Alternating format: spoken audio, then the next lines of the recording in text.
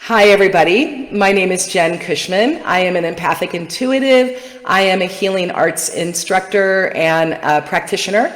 And I am here with you guys for Magic Mondays. So that's what I am. I know, picture is glitchy. I'm happy I'm back, Susan, and please forgive me. There is nothing I can do about this. This is a Facebook thing, and I'm struggling with Facebook, and truthfully, I am probably going to have to get off Facebook. So we are probably going to have to look for a different solution to continue Magic Mondays, unfortunately, which sucks. So, okay. So I'm going to go on, I'm going to talk about the hula and lessons learned from it. Okay, so so doing the hula every day, you guys, I have to tell you that this was the second time I went back to Hawaii to do Huna. The first level of doing Huna last year was for me to learn all of the techniques for myself. So to be able to use it for myself, be able to have the learnings for myself. And then level 2 was to up level my business. Excuse me. Up level my business so I can do ancient Hawaiian. I can do the energy work with my clients, with you guys. Now, you guys know that I have been a Reiki master teacher for about 25 years now, and I love it. I love doing distance Reiki, and I love doing that. And for me, learning Huna and learning this ancient Hawaiian way of doing energy healing with the school and the lineage that I'm now part of has been an amazing experience for me, but because it has up-leveled my energy work. It's up-leveled my game in a big way. I did the NLP, the neuro-linguistic programming, the mental emotional release, and the hypnotherapy, which all works on the mental and emotional level. And I'm doing Huna now, which works on the spiritual, mental, emotional, and physical level. Okay, so that's what that's about. And you're going to see me coming out with new offerings because I now am, certified to be able to work with you guys and work in this new way of healing, which is pretty freaking cool. So, okay, back to the hula. So we are learning, we have a kumu that teaches the hula that has been teaching at the school. This was the 68th annual, well, twice a year. They do it in March and September. So this was the 68th Huna, and this was my second Huna. So our hula master is his name is Kumu Atua Lopez, and he's amazing. He is a hula master, danced in the Merry Monarch, brought people for the Merry Monarch. I mean, he is a master hula dancer and master hula teacher. We are very fortunate and lucky to have him as our kumu teaching us. Now, he's also very strict and he's very strong, and he has, he likes to say he's a Virgo, and he's very precise. So last year when I was doing hula, I lost it. I tried to do the hula and it was just so hard, and it brought up all of my stuff. My emotional baggage just came rolling, and luckily we have help. We have master practitioners. We have a great community, a school, a halau, and I had people there that were able to help me get through my stuff with hula. And in the end, I didn't complete it. I ended up leaving and it wasn't giving me joy. So I was very happy last year to just sit in the front row and cheer all of my fellow students and my fellow peers on when they were dancing the hula. This year, I decided I was really going to come back, and I really wanted to learn it, and I wanted to stick with it. So it is very physical. You guys, if you watch the Merry Monarch Festival, which is coming up next week, I believe, it's coming up. If you ever go onto YouTube and you watch the Merry Monarch Festival, it is literally the Olympics of hula. It is the best of the best of the best that are dancing hula. And it's the schools, they train all year long for it. I mean, it is training, and it's pretty amazing. And watching hula dancers, not modern hula, but traditional hula, watching them is really watching an amazing form of art, is what it is, and movement. And it ties back to their history, their way of being, and their chants and their stories of the gods and goddesses and all the other beings that they, not the beings, but the Amakua that they cherish and have sacred, right? So it's very physical, and I have to tell you, my body was having a hard time with it. I had muscles that were just sore in places that I didn't even know I have muscles. And you wouldn't think that because hula is supposed to be so slow and it goes so smoothly and so beautifully that you wouldn't think that you are actually really using all of these muscles. So the first one is very physical. The second one is that there are movements. You need to do movements with hands and movements with feet. And the hands and the feet go together.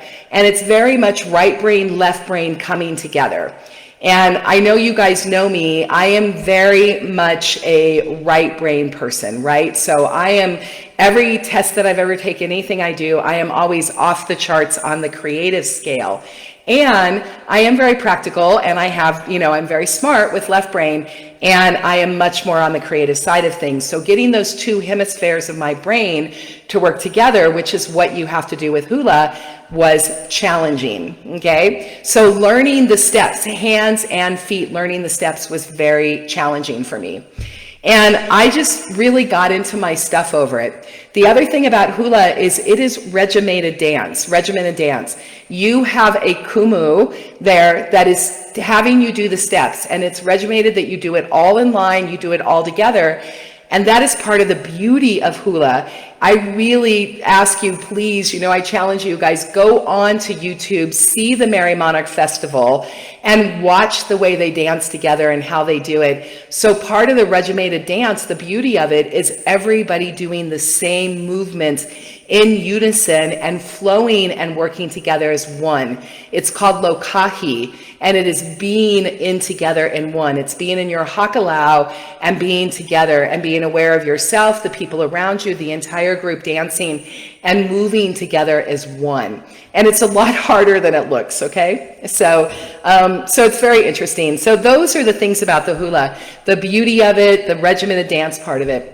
Now, what got me in my stuff, right? It kicked up my stuff, right? When my emotional baggage, my shadow, all of those things that I talk to you guys about every single week, is that I love tribes, okay? I really do. I have very vivid past life memories of being in tribes. I have past life memories where I actually was in villages, and I was a healer during the villages, and I had my own little cottage, but I had a great garden, and I worked with people all the time. So they came in, and the tribe in the village took care of me. They brought me the food or the bread or whatever they made. So I love tribes, and I love the community aspect. I love being with people, which is why I do the Magic Mondays every Monday with you guys, to have my tribe together. And then I also have some past lives where I was a soldier and I had to do what I was told.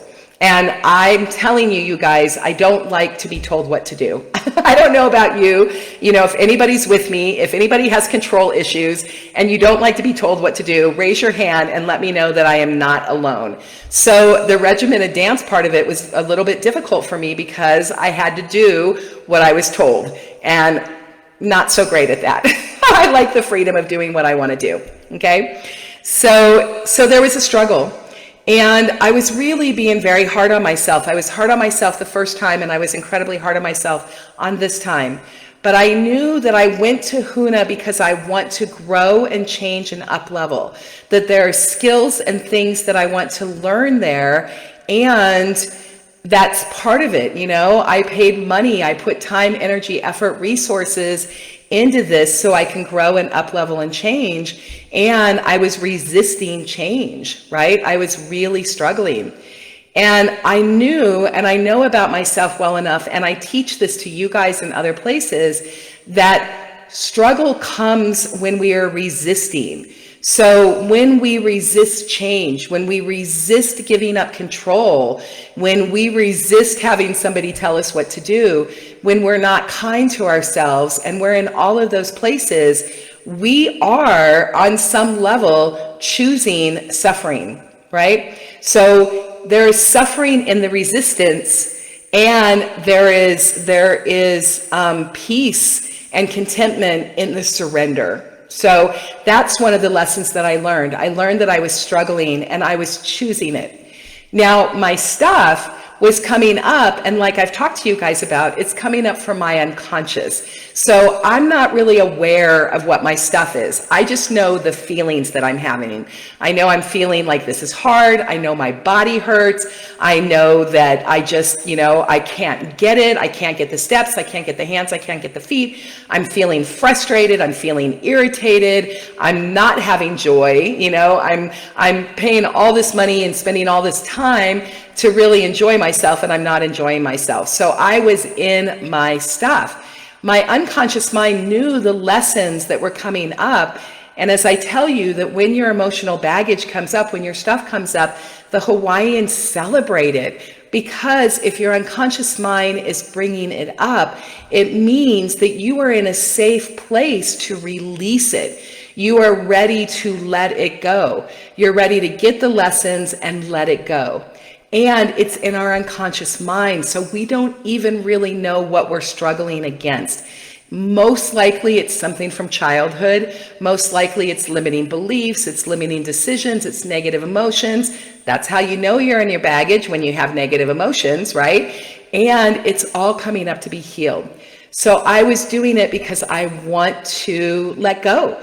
I truly, in this lifetime, want to let go of all limiting beliefs, all limiting decisions, and all negative emotions of things that are no longer serving me. That is a goal of mine.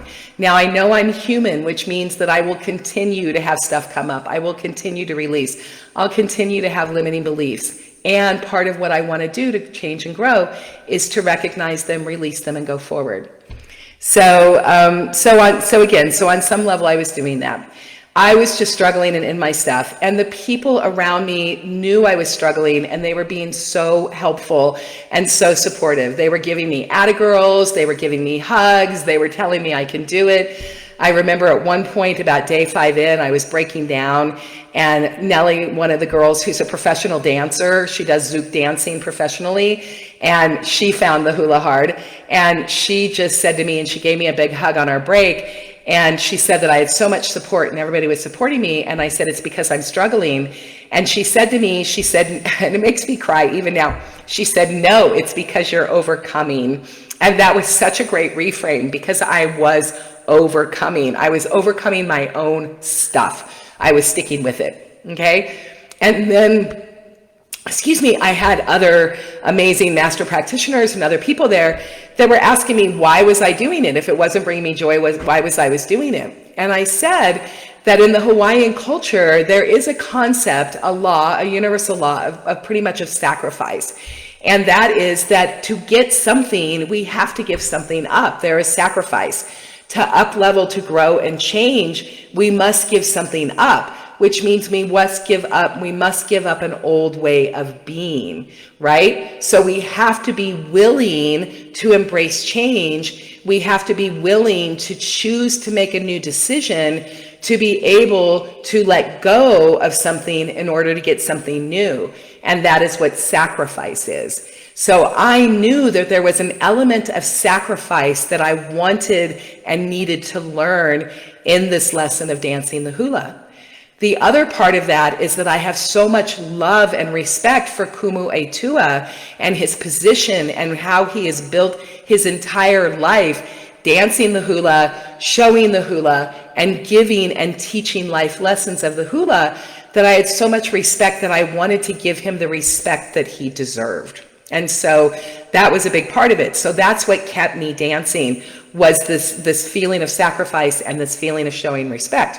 But even through it all, I was in struggle. So it was on day 5, one of the ladies that was there, amazing, again, coach, practitioner, joy seeker, joy maker, she pulled me aside and she asked me the questions that we run through to help us get through our stuff. And she realized that I needed to go see Kumu Etua and I needed to face it. So in Hawaii, one of the things that Kumu Etua talks a lot about is alo. It means to face. It means whatever is coming up for you, you don't run from it, you don't hide it, you don't stuff it, you don't scroll it away on social media, you don't eat it away with ice cream, you face it. you have the courage and the bravery to face it. So I knew I needed to allo, right? I knew I needed to face it because this is 2 years in a row now. So Michelle brought me up and she said, you need to speak to Kumu Atua. And I was like, no, I do not want to talk to Kumu Atua. You guys, this is like going into the principal's office when you're in trouble, right? It's like, I'm in trouble, I'm struggling, everybody sees it, and you're going to go to the principal and be like, you know, let me face it. Let me tell you all my stuff. Let me tell you everything I'm doing wrong. And they already know it. So I did not want to go to the principal's office. And she pulled me up and she said to him, and she said, Kumu, this young lady would like to speak to you.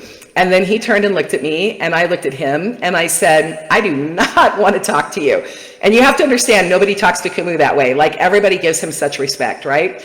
And I said, I do not want to talk to you. And I know I need to talk to you, and I'm here to allo, so let me have a conversation with you.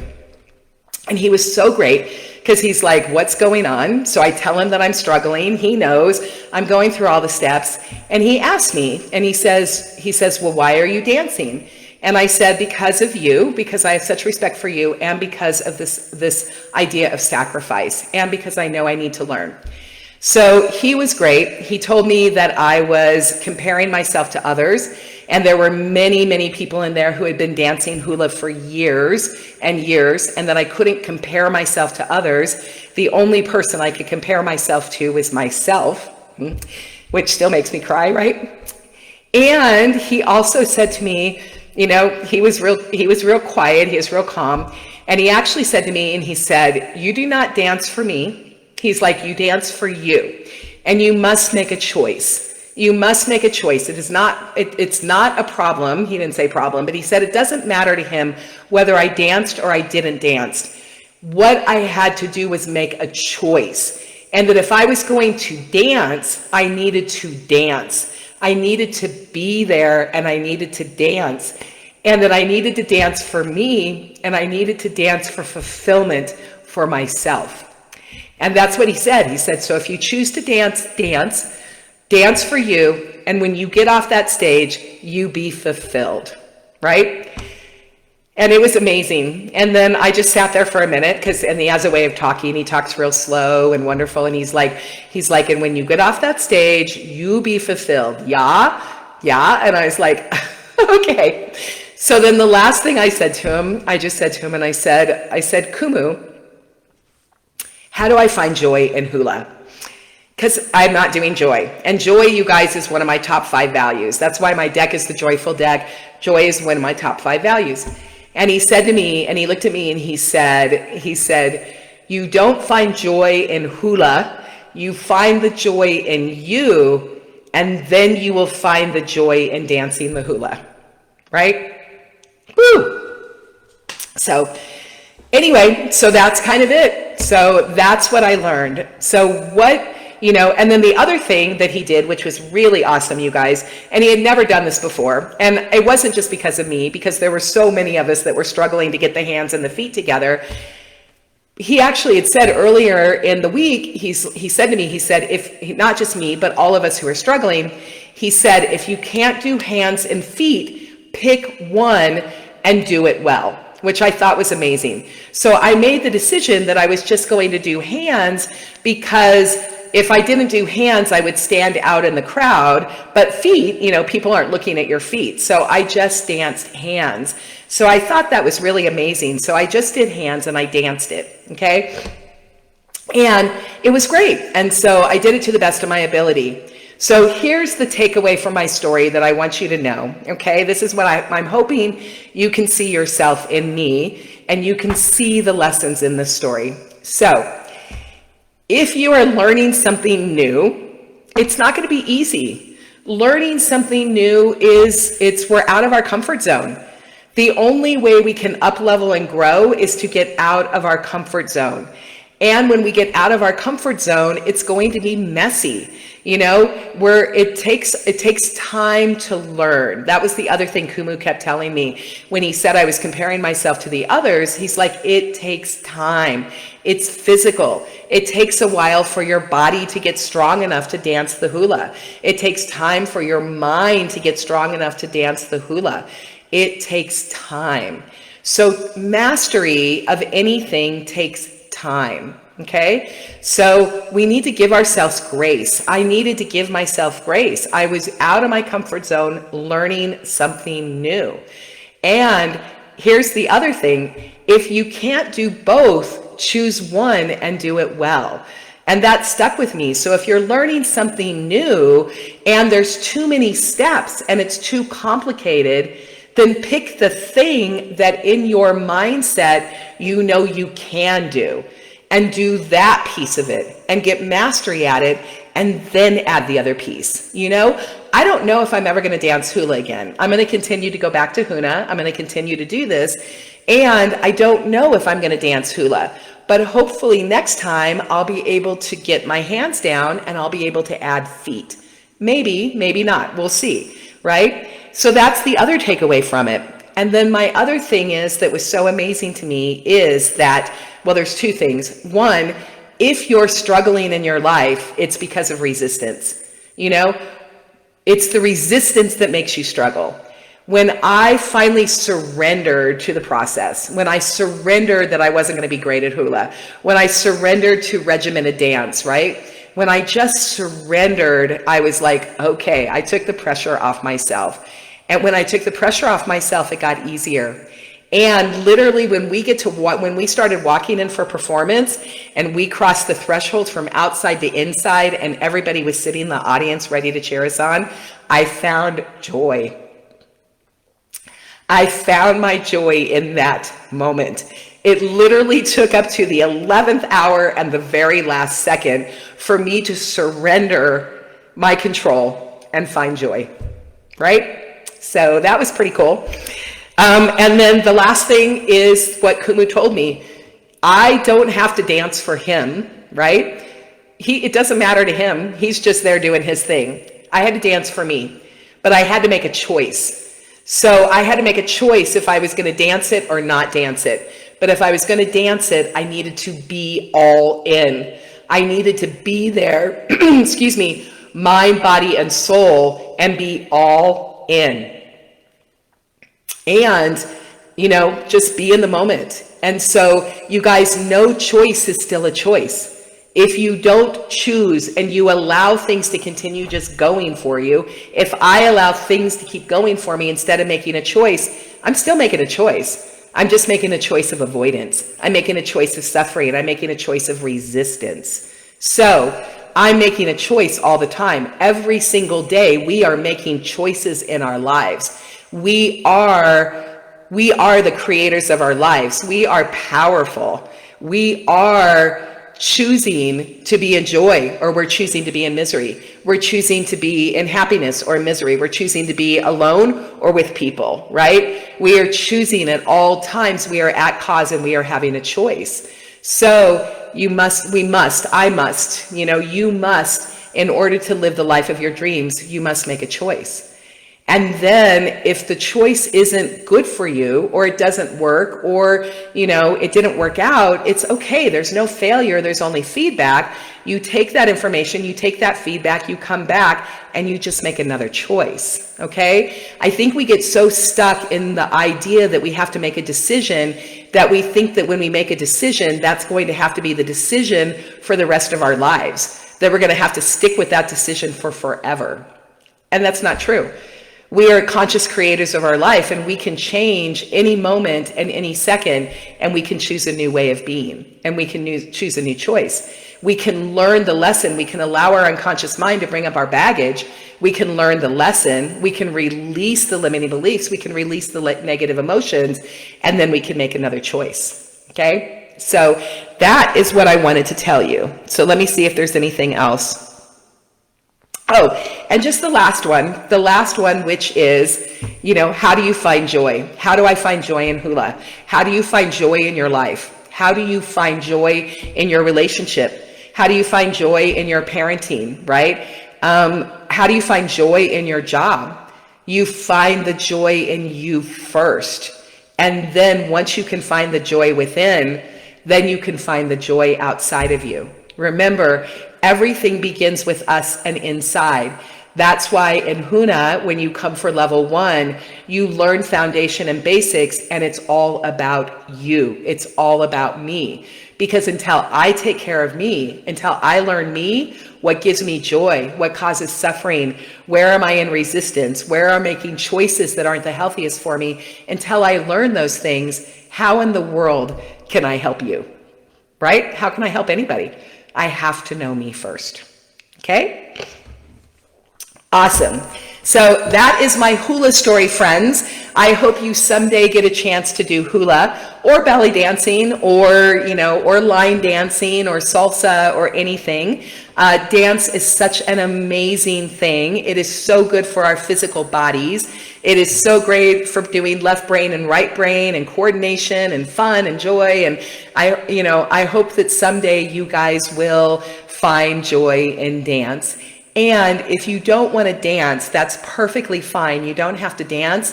Find joy in being the audience, because to be the audience and cheer everybody on for their hard work, every performer needs an audience. Be a great audience for the art form. When somebody is standing before you, showing you their heart, giving you their love, giving you their art, just love it. Love it with every fiber of your being. Okay?